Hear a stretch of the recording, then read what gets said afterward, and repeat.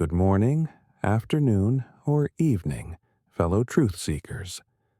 Have you ever heard a piece of information so utterly unbelievable, so radically contradictory to everything you thought you knew, that your mind simply refused to accept it? You dismissed it as fake news, a delusion, or perhaps even a malicious lie. Now, imagine if the fate of an entire nation, the lives of millions, and the course of world history hinged on accepting that very truth. But its leaders were too blinded by their own dogma to see it. That's not a hypothetical scenario from a dystopian novel. That was the grim reality faced by Nazi Germany in the throes of World War II. We're about to delve into one of the most astonishing and tragic intelligence failures in modern history. A story that isn't just about spies and industrial might, but about the profound, often fatal human tendency to deny reality when it clashes with deeply held beliefs. It's a story that resonates eerily with challenges we face even today in our information-saturated world. Our journey begins on a tense March morning, March 17, 1943, deep within the austere walls of the Abwehr headquarters in Berlin. Admiral Wilhelm Canaris, the chief of German military intelligence, a man known for his piercing gaze and an air of quiet desperation, was staring at a report that seemed utterly, fantastically impossible. The folder containing it had been slammed onto his mahogany desk with enough force to slosh coffee from his porcelain cup, staining other intelligence documents. Documents that, if discovered by the Gestapo, could mean immediate execution for their authors. Canaris, looking out at the Landwehr Canal, where the body of revolutionary Rosa Luxemburg had been dumped decades earlier, held a report that didn't just challenge Nazi propaganda, but shattered the very mathematical foundation upon which Germany's perceived victory rested. His hands, often trembling with the weight of unspeakable truths he carried, now trembled with the implications of this particular piece of intelligence. The report, corroborated by intercepted communications and agents still operating precariously in Mexico City, stated something unbelievable. The Ford Motor Company's Willow Run plant in America was churning out one B-24 Liberator heavy bomber every hour. Let that sink in. An aircraft of immense complexity. 5 million individual parts. 450,000 rivets. 30,000 separate components. An 18-ton behemoth was rolling off an assembly line faster than Germany could produce a simple Kubelwagen military vehicle. Major Friedrich Wilhelm Heinz, standing at attention before Canaris's desk, had triple-checked the intelligence. The numbers remained terrifyingly consistent. Neither man knew it then, but this moment was the flashpoint for what would become the most devastating intelligence failure of the war. It was a systematic inability of German intelligence, not to collect data, but to comprehend, believe, or effectively communicate the true scale of American industrial capacity to the Nazi leadership. This catastrophic miscalculation, rooted in mathematical inevitability and ideological delusion, would ultimately doom the Third Reich. The roots of this profound collapse had begun years earlier, in 1941. Luftwaffe General Karl Kohler had presented Hermann Göring with reports from military attaché General Friedrich von Böttcher in Washington. These reports indicated American aircraft production was rapidly approaching 2,000 planes per month. Göring, the corpulent, self-indulgent Reichsmarschall, literally laughed at the notion. He scoffed, declaring Americans capable only of building refrigerators and razor blades, not sophisticated military aircraft. This wasn't just dismissiveness. It was an ingrained, ideologically driven contempt for America. In December 1941, just 4 days after Pearl Harbor, Göring doubled down on this delusion, telling Hitler at the Wolf's Lair, "The Americans are bluffing. Their democracy makes them weak. Their mongrel population makes them inefficient. Their Jews make them corrupt. They cannot possibly produce what they claim." This statement, laced with the venom of Nazi racial ideology, was not just a dismissive comment. It was a foundational belief system that would actively block the acceptance of any contradictory evidence. It painted a picture of an enemy so inherently inferior that its achievements must, by definition, be fraudulent. It was a dangerous form of self-delusion, where hatred became a shield against inconvenient truths. But by March 1943, German intelligence networks across the Americas were reporting something that defied every single assumption of Nazi racial theory and economic understanding. The reports were consistent, pouring in from a diverse array of sources. Mexican industrialists sympathetic to Germany, Spanish diplomats with connections, Swedish businessmen traveling through Detroit, even intercepted letters from American workers writing to relatives in neutral countries. They all painted the same, seemingly impossible picture. Ford's Willow Run plant, a single facility, was producing more heavy bombers than all of Germany's aircraft factories combined. Oberstleutnant Nikolaus Ritter, the head of Abwehr's Air Intelligence Section, had spent 3 weeks meticulously analyzing the incoming data. Ritter was uniquely positioned to understand. A former Lufthansa pilot, he had lived in America for a decade before the war. His apartment in Manhattan in the 1920s had overlooked the construction of the Chrysler Building, a testament to American ambition and speed. He had watched them erect the world's tallest building in less than 2 years. When Rader reported to Canaris, his conclusion was stark and chilling. If these numbers are correct, and I believe they are, then Germany has already lost the war. It is now only a question of mathematics and time. Imagine the courage, or perhaps the sheer despair, it took to utter such a statement to your superior in the heart of the Third Reich. The intelligence traveled through circuitous and increasingly dangerous roads. Georg Nikolaus, running the Abwehr's primary network in Mexico City, had cultivated sources among American businessmen who freely traveled between Detroit and Mexico's oil fields. These men, unknowingly, became conduits for crucial intelligence. They spoke casually of the miracles they witnessed, their dinner conversations being meticulously transcribed by German agents like Wolfgang Blau, who posed as an Argentine leather merchant. One such encounter occurred on February 3, 1943. American oil executive Harold Morrison attended a reception at the German-Mexican Commerce Association. After several tequilas, Morrison began vividly describing his recent tour of the Willow Run facility. Ford, ever the master of public relations, had arranged these tours to showcase its capability to potential investors and government contractors. Morrison, completely oblivious that Blau was memorizing every word, exclaimed, "Gentlemen, what I saw defies description. The assembly line is over a mile long.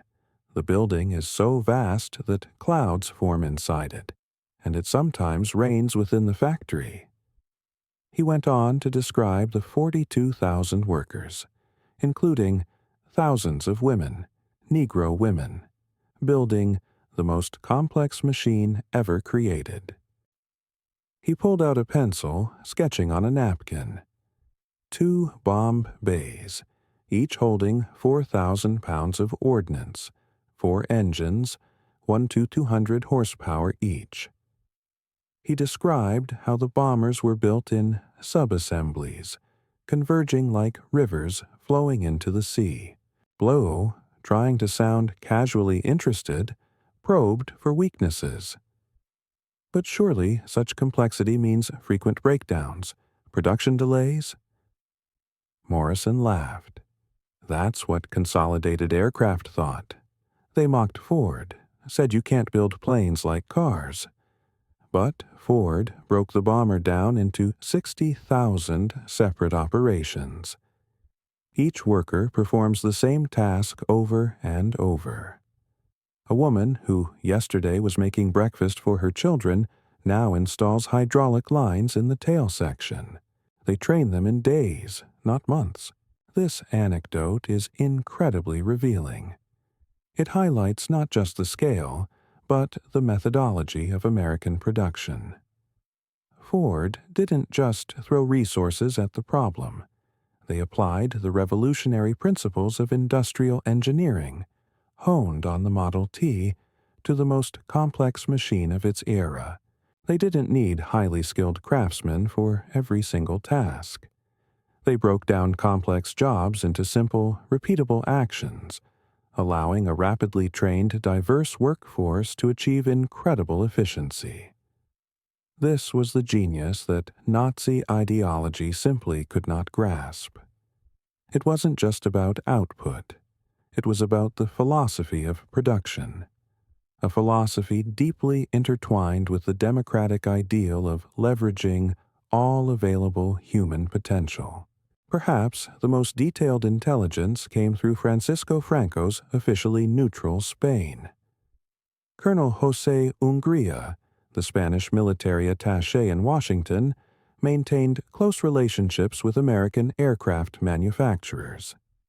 Secretly, he provided intelligence to Germany in exchange for tungsten shipments vital to Spanish industry.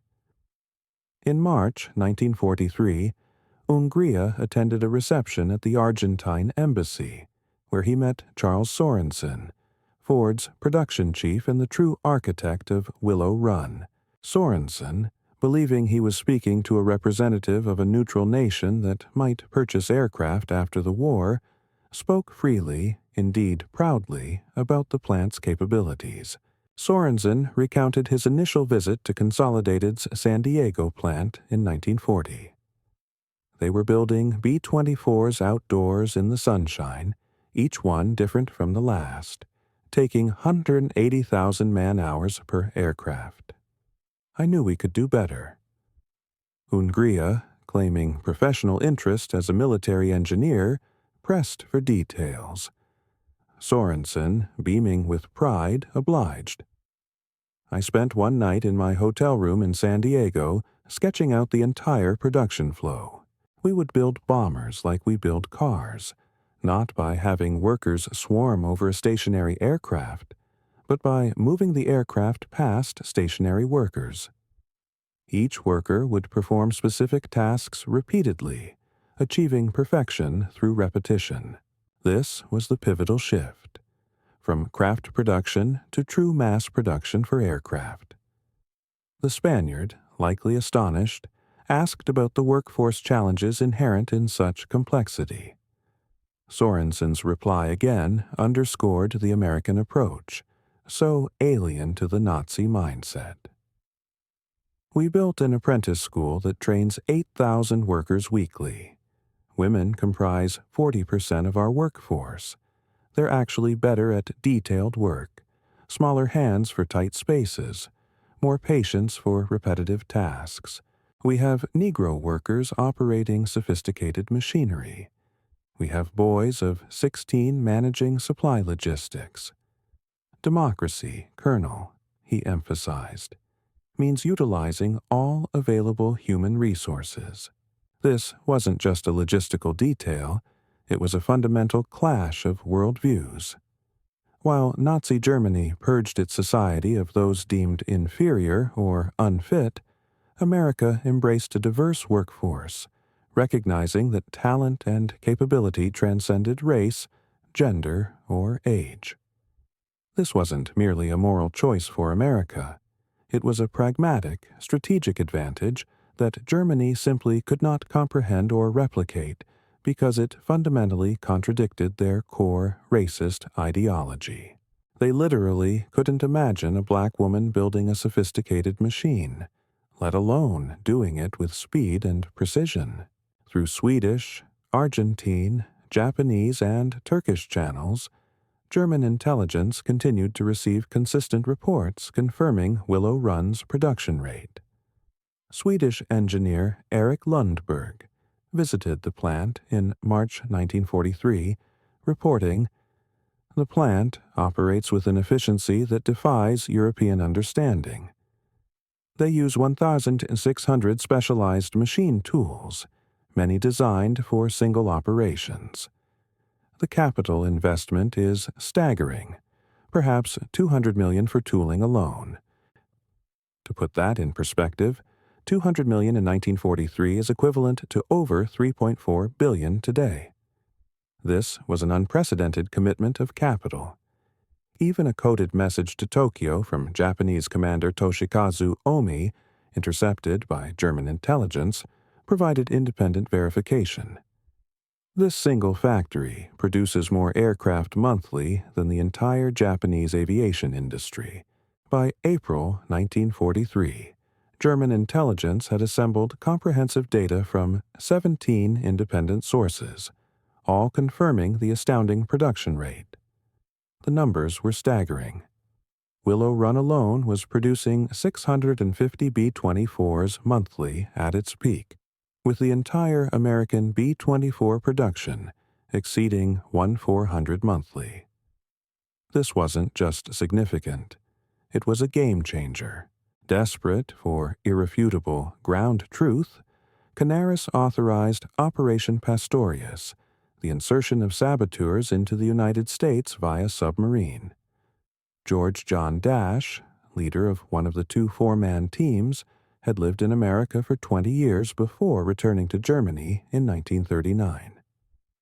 His secret orders from Canaris were explicit. Gather intelligence on aircraft production before conducting any sabotage.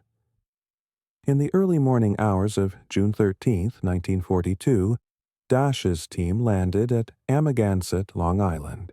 Within days, tormented by the implications of his mission and what he already knew about American capacity, Dash surrendered to the FBI. During his interrogation, Dash revealed something that stunned his American captors. He told them, "Canaris himself told me that Berlin doesn't believe your production figures.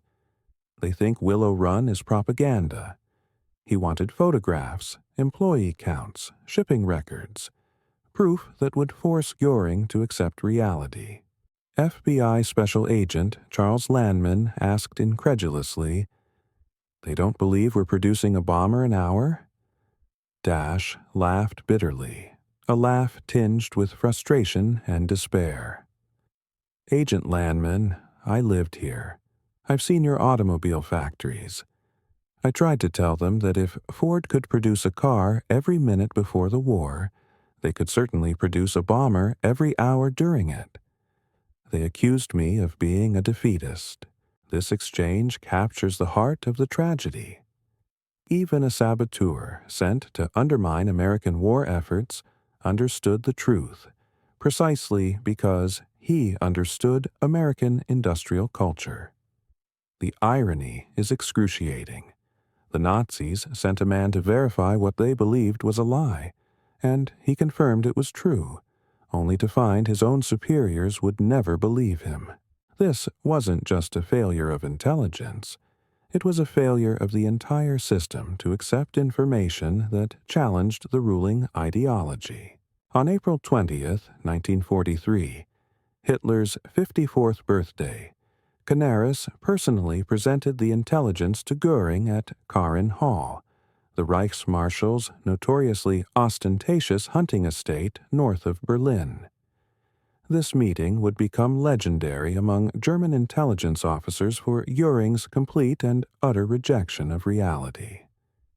Canaris had brought everything: photographs, intercepted documents, reports from dozens of independent sources. He spread them across Göring's massive oak table, like a dealer showing cards that would lose the game. Herr Reichsmarschall, Canaris began carefully, we have confirmation from 17 independent sources. The Ford Willow Run plant is producing one B-24 Liberator every hour at peak production. They have achieved this rate consistently since January. Göring, weighing over 280 pounds by this point in the war, picked up one of the photographs, showing the assembly line stretching into the distance. "Canaris," he said with contempt, "do you take me for a fool? These are obviously wooden mock-ups, props for propaganda. The Americans want us to believe they can build aircraft like sausages. This Willow Run plant probably produces 50 bombers monthly at most." The dismissal was chilling. It wasn't just disbelief. It was a scornful refusal to even consider the possibility, rooted in an unshakable, hateful prejudice. Canaris, undeterred, pulled out another document, an intercepted manifest from the Pennsylvania Railroad showing massive aluminum shipments. "Herr Reichsmarschall, they are consuming 16 million pounds of aluminum monthly at this one plant. That's more than our entire monthly production." Göring laughed harshly. Then where do they get this aluminum? From their Negro workers? From their women riveters? Canaris, you've been deceived by American propaganda. This dialogue is not just a historical exchange. It's a chilling case study in cognitive bias. Göring was exhibiting confirmation bias at its most dangerous. He filtered all incoming information through the lens of his pre-existing beliefs, that America was weak, racially impure, and thus incapable of such feats. Any evidence to the contrary was automatically reinterpreted as deception or propaganda.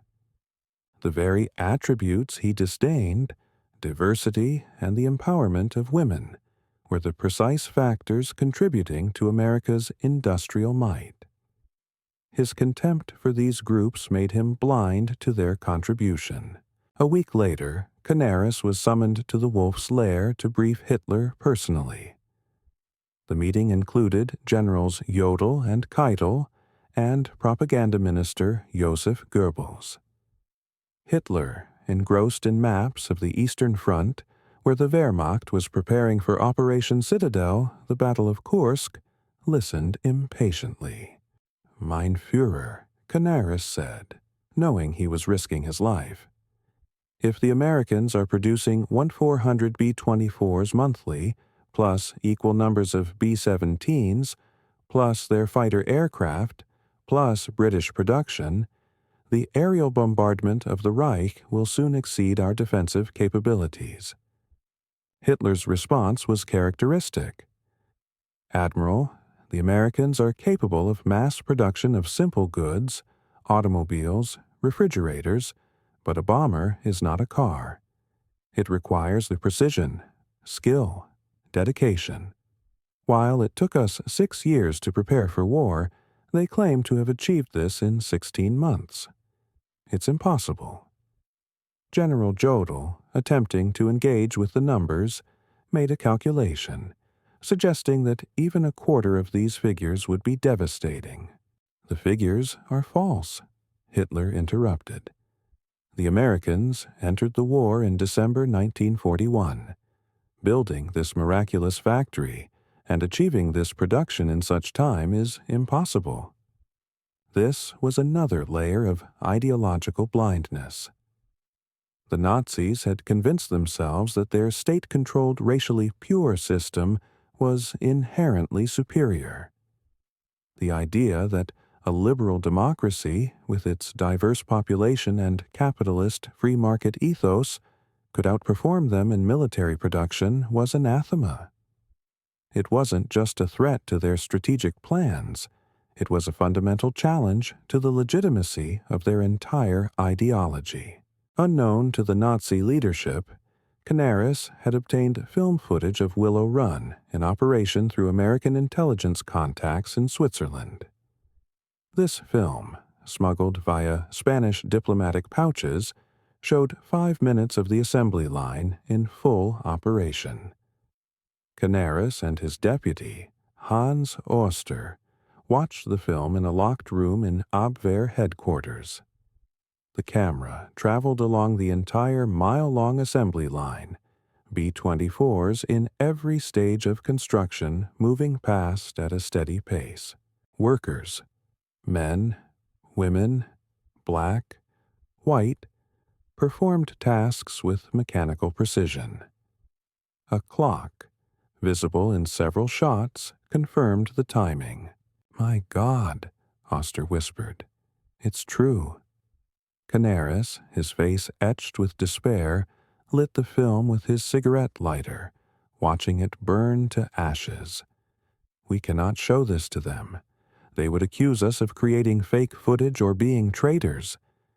This act of destruction symbolizes the ultimate tragic impasse. The truth was too dangerous to reveal to a leadership that had constructed an elaborate fantasy world. To present irrefutable evidence would be seen not as an act of loyalty, but an act of treason, a challenge to the Führer's infallible wisdom. This is the chilling reality of totalitarian systems, where uncomfortable truths are not merely ignored, but actively punished. In November 1943, German intelligence obtained aerial photographs of Willow Run, taken by a Spanish diplomat. Photoanalysts spent weeks studying the images. Their conclusions were unequivocal. Parking lots contained approximately 12,000 cars, indicating 3-shift operations. Completed B-24s were visible at an adjacent airfield. 47 aircraft ready for delivery. The assembly line itself was visible through skylights. Aircraft spaced exactly as reported. Rail sidings showed dozens of freight cars delivering materials. Hedman Bernard, a senior analyst, wrote, "Photographic evidence confirms human intelligence. Production rate appears accurate. Recommend immediate strategic reassessment." But even these undeniable photographs were dismissed by Göring as clever American photographic manipulation, probably using scale models. The level of denial had become almost pathological. Dr. Albert Speer, Hitler's armaments minister, was the only Nazi leader with a genuine understanding of industrial production. He secretly obtained the American intelligence. His diary entry for May 15, 1943, discovered after the war, reveals his profound despair. If the Willow Run figures are even half accurate, we face not defeat but annihilation. They produce more aircraft in a month than we do in a year. But I cannot speak this truth. To do so would be my death warrant. Speer, despite his brilliance, was trapped. He saw the truth, understood its implications, but knew that articulating it meant his own destruction. This highlights the systemic failure identified in the original story. Systems that punish unwelcome truth receive comfortable lies. Dr. Otto Ohlendorf, head of the SD Inland and a trained economist, analyzed American economic data. His report to Himmler in December 1943 was stark. The Ford Motor Company's peacetime production in 1941 was 1.1 million vehicles. They have converted this capacity to bomber production. At current rates, by June 1944, the Americans will have produced enough B-24s alone to drop our entire 1940 London bombing tonnage every single day. This was a mathematical certainty, not a matter of opinion or ideology. It meant an inevitable aerial deluge that Germany simply could not withstand. On Christmas Eve, 1943, Canaris received intelligence showing American production projections for 1944. 18,000 B-24 Liberators, 12,000 B-17 Flying Fortresses, 1,000 B-29 Superfortresses, 40,000 fighter aircraft. Total, 86,000 aircraft. Hitler's response when presented these figures was dismissive, almost childish. The Americans claim they will produce more aircraft in 1944 than all nations have produced in all of history. It's absurd.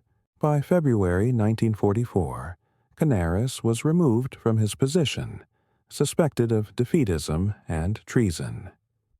His replacement, Walter Schellenberg, was a Nazi loyalist who wouldn't dare contradict Hitler or Göring. The messenger of truth had been silenced, paving the way for further delusion. But reality, as the saying goes, eventually catches up. On February 20th, 1944, a period known as Big Week, the American 8th Air Force launched Operation Argument, sending over 1,000 heavy bombers against German aircraft factories. In just 6 days, they dropped more bomb tonnage than the Luftwaffe had dropped on Britain during the entire Blitz. Luftwaffe fighter pilot Adolf Galland, a man who saw the terror firsthand, told Göring, "Herr Reichsmarschall, I've counted over 800 bombers in a single formation. These planes are real, and they're dropping real bombs." The skies over Germany were becoming irrefutable evidence, delivered by thousands of tons of explosives. Then came June 6, 1944, D-Day. Over 11,000 Allied aircraft appeared over France, a dark swarm of metal and firepower. The Luftwaffe could muster fewer than 300 fighters in response. Feldmarschall Hugo Sparrow sent a desperate message to Berlin. "The enemy's aerial superiority is absolute. Our intelligence was correct. We were deceived not by the Americans, but by ourselves." This was the painful, bitter admission of a leadership that had willfully ignored the truth for years. By April 1944, Willow Run achieved its peak production rate. That month, employees working 2 9-hour shifts, 6 days a week, produced 453 airplanes in 468 hours, a production rate equal to 1 finished B-24 Liberator every 63 minutes. The plant employed an incredible 42,331 workers, including 11,000 women, 26% of the workforce, 3,800 African Americans, 9% of the workforce, and 200 disabled workers, 3% of the workforce. This demographic breakdown would have shattered Nazi racial ideology completely. The inferior races and weaker sexes were outproducing the German master race by orders of magnitude. It was a testament to the power of inclusion and opportunity, a stark contrast to the destructive policies of exclusion and hate that defined the Third Reich. After the war, surviving German intelligence officers revealed the full scope of the failure. Walter Schellenberg testified at Nuremberg. "We knew the truth about American production by early 1943. Every professional intelligence officer understood the numbers were accurate. But to report this truth was to risk execution for defeatism." Hans Bernd Gisevius, another Abwehr officer, wrote in his memoirs, "The tragedy was not that we lacked intelligence about American production. We were drowning in it. The tragedy was that our leadership refused to believe it because it contradicted their racial ideology. The cost of this denial was not just strategic, it was deeply human. Admiral Wilhelm Canaris and Hans Oster, 2 men who tried to present the truth, were executed on April 9, 1945, at Flossenburg concentration camp. Alexis von Roene, another intelligence officer, was executed in October 1944 for his involvement in the July 20th plot to assassinate Hitler. These men paid the ultimate price for challenging a manufactured reality. The United States Strategic Bombing Survey confirmed what German intelligence had reported. Willow Run alone produced 8,685 B-24s between 1942 and 1945. Peak production was indeed 650 aircraft monthly, and the hourly rate was sustained for months. The total cost per aircraft dropped from $238,000 to $137,000, a clear indicator of the efficiency gained through mass production. Albert Speer, in a post-war interrogation, was asked why Germany didn't believe the intelligence about American production. His answer encapsulates the entire tragedy. To accept that Ford could produce a bomber every hour was to accept that our entire worldview was wrong. That democracy wasn't weak but strong. That racial mixing didn't create weakness but strength. That women could do men's work. It would mean accepting that we had started a war we could never win. Who would tell Hitler that? Who indeed? The answer is heartbreaking. No one could, or no one would survive telling him. The system itself was designed to reject unwelcome truths. Among the thousands of workers at Willow Run was Rose Will Monroe, the real-life inspiration for Rosie the Riveter. She, and countless women like her, had never worked in industry before Pearl Harbor. In a 1984 interview, Monroe recalled, "We knew we were building something important. Every rivet we drove was going to help end the war. We worked double shifts sometimes, sleeping in the parking lot between shifts. We had brothers, husbands, sweethearts flying these planes." Their motivation was deeply personal, patriotic, and profoundly effective. The failure to believe intelligence about Willow Run had catastrophic consequences across every facet of Germany's war effort. Fighter production. Germany, deluded about the scale of the threat, continued to prioritize bomber production until late 1944, when the skies were already swarming with Allied aircraft. This meant a fatal lack of defensive fighters when they were needed most. Resource allocation. Precious resources were wasted on wonder weapons and other grandiose projects instead of practical defenses against an overwhelming aerial threat.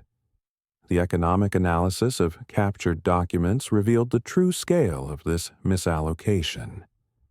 Willow Run cost $200 million, while Germany's entire aircraft industry investment from 1933 to 1945 was only $400 million equivalent.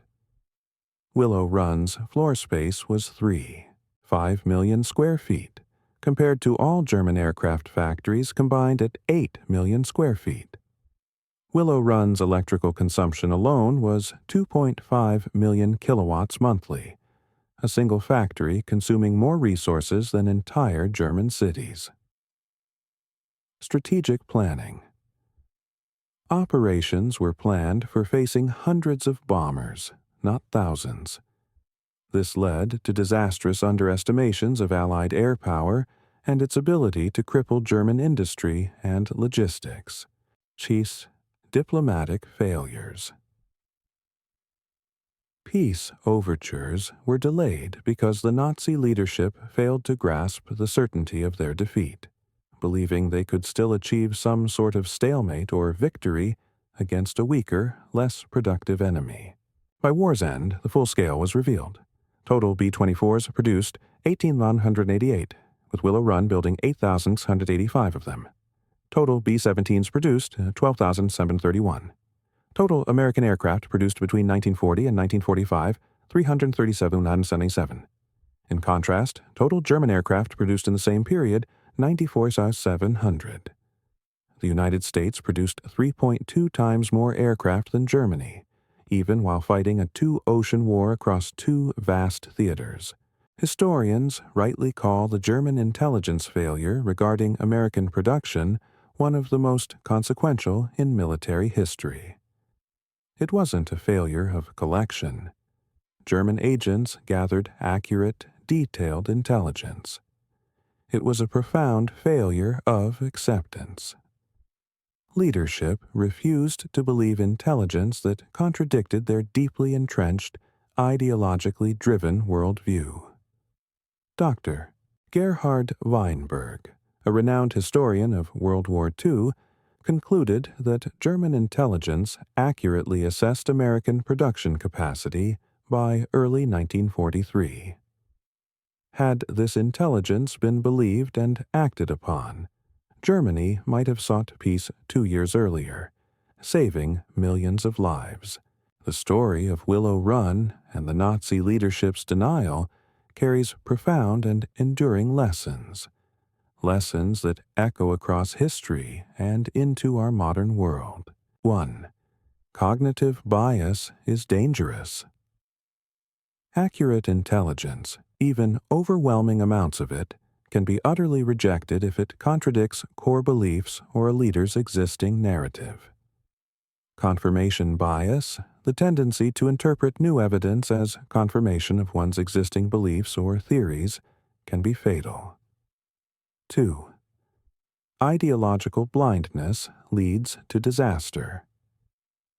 Political or racial ideology, when held dogmatically, can override mathematical reality, economic facts, and military necessity. When leaders prioritize an ideological fantasy over empirical evidence, they inevitably drive their nations toward catastrophe. 3. Systemic failure punishes truth. Intelligence systems that are designed to filter out unwelcome truths or that punish messengers for delivering bad news will inevitably be fed comfortable lies. This creates an echo chamber where leaders hear only what they want to hear, sealing their fate. 4. Hurts fatal miscalculation. Underestimation is perilous. Underestimating an opponent, especially their ingenuity, resilience, and capacity for adaptation, is a recipe for catastrophic errors. The Nazis underestimated America's democratic strength and the power of its diverse workforce, and they paid the ultimate price. 5. Reality doesn't care about your feelings or beliefs. This is perhaps the most crucial lesson. Reality does not bend to ideology. Mathematics does not yield to mythology. Truth ignored ultimately becomes tragedy. In 1985, at the dedication of the Yankee Air Museum at Willow Run, former Rosie the Riveter Rose Will Monroe met former Luftwaffe pilot Hans Rudel. Rudel, still grappling with the incomprehensible scale of American production, asked, "How did you build so many so fast?"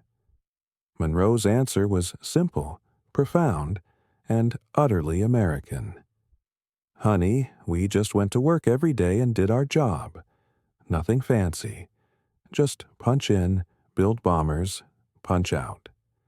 Democracy isn't complicated. It's just free people doing their best." Rudel's response was a poignant confession. "We were told democracy made you weak, that your diversity made you inefficient. We were told lies, and those lies killed millions." In the ruins of Berlin, May 1945, American intelligence officers discovered a final German intelligence report on Willow Run, dated April 20th, 1945, Hitler's last birthday. It read, "Willow Run production confirmed. We reported this truth 2 years ago. We were not believed."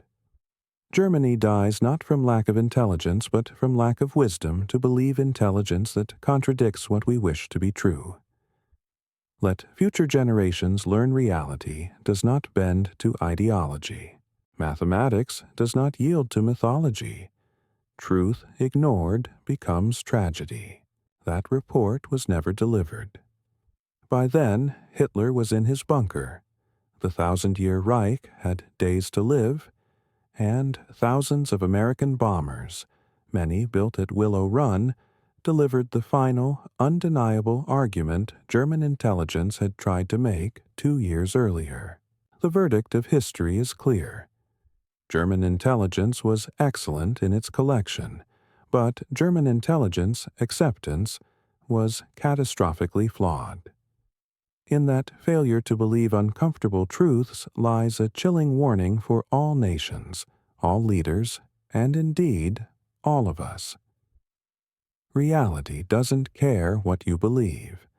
Those who deny reality in favor of ideology will ultimately be destroyed by it. Willow Run built more than bombers. It built proof that democracy works, that diversity strengthens, and that freedom produces. German spies counted them all. German leaders believed none. And that disbelief killed the Third Reich as surely as any bomb. It's a stark reminder that in an increasingly complex and interconnected world, the ability to discern truth from propaganda, to challenge our own biases, and to accept uncomfortable realities is not just a virtue, but a matter of survival. The consequences of failing to do so are too devastating to contemplate. Thank you for joining me on this journey through history. If you found this discussion thought-provoking, please like, share, and subscribe for more explorations into the untold stories and profound lessons of our past. Until next time, stay curious and always seek the truth.